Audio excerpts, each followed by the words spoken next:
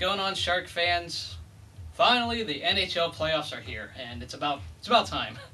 I'll say that much. I know it's been a long season, and finally we have the room to talk about the NHL playoffs.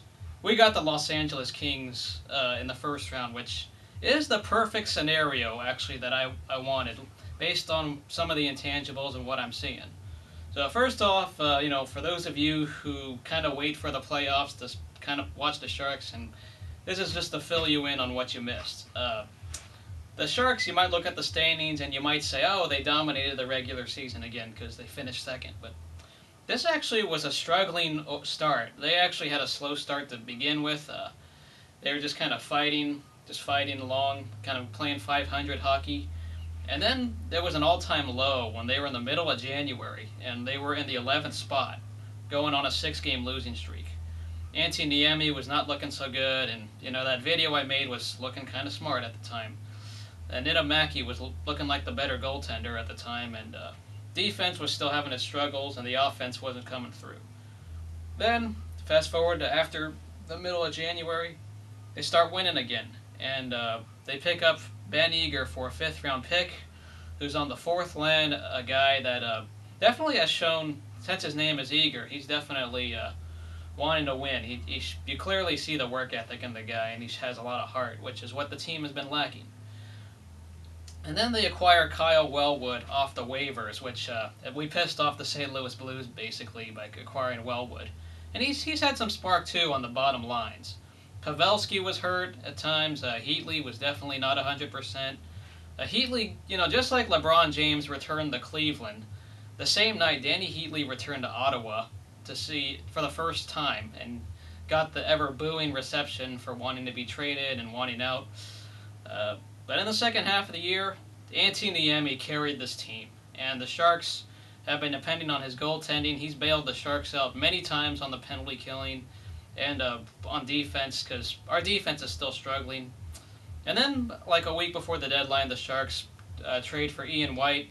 Rather than giving up a bunch of a first-round pick and a prospect like we did with Guerin and Brian Campbell, we only gave up a second-round pick for this rental. So far it's going okay. The defense is still having its struggles, but Marc-Edouard Vlasic has proven to be a great defender, and I like what I'm seeing from him. Of course, 7 guys have scored 20 goals for the Sharks this year, so it's good to see that it's not all selfish hockey and it's not one line dominating. You can see that the scoring has been spread around this year for the Sharks. Patrick Marleau's been on a tear of scoring. Thornton still racks up the assists. Joe Pavelski was hurt but still got 20 goals in the year. And Logan Couture, the guy that came through in the second half of, or at least during the playoffs last year a little for us, he is a very good candidate for Rookie of the Year, going for the Calder Cup trophy. I think one guy is competing for him. It's Jeff Skinner, but Couture I think he led the nation in for goals for all rookies. So Logan Couture has a good shot at winning the Calder trophy. Hope to see that happen. But now going on to the playoffs. This is a team, we're playing the LA Kings, and this is a cold team. The Kings have definitely reeled a bit late. They lost twice to the Ducks in a home-and-home format. The only ways they beat us, with the exception of one game in San Jose, they only beat us with a shootout. Whenever we went to the Staples Center, we either won or they beat us in a shootout, which is what they dominate in. That's how they depended on a lot of their wins this year. The thing that's tough for them is Anze Kopitar is out, most likely, unless some miracle happens. Maybe he's not out as long as I thought, but from what I've heard, he's out. Drew Doughty and Dustin Brown have been definitely part of their core. I know Jack Johnson and I know Jonathan Quick has carried them too at times, who is a goalie who can get hot. You never know. But they're playing the Kings, who are cold, and the Sharks are expected to win the series. This is probably the best case scenario we got out of all the jack of all matchups to get, because you don't want to face Nashville, who has a hot goaltender. You don't want to face Anaheim, who's also hot, and we all know what happened 2 years ago. And then Chicago, maybe you don't want to play them as much because of what happened last year as well, despite what they're missing. The Sharks got the matchup we wanted, and this this really is going to be an expected win for the Sharks by pretty much all the experts. There better be a good composure. Antti Niemi, if he plays the way he's done this since the calendar year of 2011, we can win this series easily, as long as he plays the way he's been playing, because he's been carrying us. The big X factor is Danny Heatley, and that Thornton Marlowe also being in the front.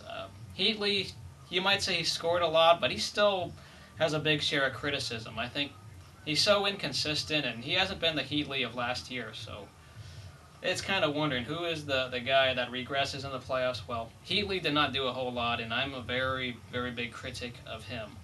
So he's going to need to step it up down the stretch. But Jonathan Quick is vulnerable, just like a lot of that young LA Kings team. The Kings were expected to win the Pacific Division by some experts, thinking San Jose was downgraded, and heck, that could have happened. But the Kings, they were struggling just like the Sharks in January, and they were able to get hot enough to make the playoffs, but they've been cold and they fell down to the 7th spot. The thing to say, though, is that this Pacific Division is balanced, and almost had all 5 teams make the playoffs if it weren't for Dallas losing to Minnesota to end the season. So the Pacific Division is balanced. We got to watch out for that. And the Sharks just need to maintain their composure, and they win this series. This goes for every person on the roster, whether you're on the 3rd line, whether you're on the 1st line, or whether you're a 4th line guy like Jamal Mayers and Ben Eager. The defense is going to need to play as normal as it does. And the Pavelski, Wellwood, Mitchell line has been on fire. So expect those 3 to really step it up if they're going to continue the way they did to end the season. A little bit of my little rant here off the series is, the infamous Beat LA chant. I know a lot of you guys like chanting that when you're playing a Los Angeles team, and rightfully so. It's fun, right? The thing I'm not a big fan of it is because whenever you do a beat chant, whether it's beat Utah, beat Boise State, or something, it's like you declare the team better than you in some contexts. And it's like as if you're jealous of them. If you're the underdog, heck, I'm fine with it. I understand beat LA for the Lakers especially, because Boston was chanting that back in 1982 when the Sixers beat Boston, and they wanted the Sixers to beat LA, which is where the chant started. So going into this series and going with the Kings, I'm not a big fan of chanting beat LA because we are the favorites of the series. There's nothing to be jealous of with the Kings. Sure, they got some nice young talent like Drew Doughty and Dustin Brown, and also a GM and Dean Lombardi, but there's nothing to be jealous of, guys. I don't see the point of chanting beat LA as much as some of you guys like to do it. So that's just my little rant there. When it comes to the NHL playoffs, though, it's good to see a lot of people stepping up and a lot of drama coming down to the last day.